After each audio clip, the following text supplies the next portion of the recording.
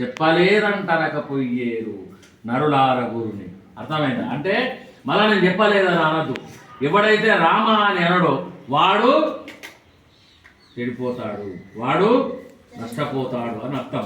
కాబట్టి భూకంపాలు వచ్చినా, ఇంకేమైనా సునామీలు వచ్చినా కానీ, ఇంకేదైనా కష్టం వచ్చినా కానీ, ఎవడైతే రామ అని నామస్మరణ చేస్తున్నాడో వాడిని రక్షించడానికి భగవంతుడు యదా యదా హి ధర్మస్య గ్లానిర్భవతి భారత అభ్యుత్థానమధర్మస్య తదాత్మానం సృజామ్యహం. కాబట్టి ధర్మాన్ని రక్షించడానికి, తన భక్తులను రక్షించడానికి ఎప్పుడు తన అవతారం దాస్తూనే ఉంటాడు. ఏ రూపంలోనైనా కానీ వచ్చి ఆయన కాపాడుతూనే ఉంటాడు. అది మనము అర్థం చేసుకోవాలి, దాన్ని మనము గ్రహించాలి.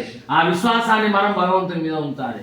నాకు కష్టం వచ్చింది, అవు నేను ఇంతగానో పారాయణం చేసి ఇంకొక పుత్రులను రాలేడే అని మనము ఆర్భాటం చెందడానికి లేదు. ఎందుకొరకు అని అంటే నీ ప్రారంభం ఏమన్నా నువ్వు చేసినటువంటి ఒక కర్మ ఉన్నప్పుడు అది కొంత నీ మీద పనిచేస్తూ ఉంటుంది.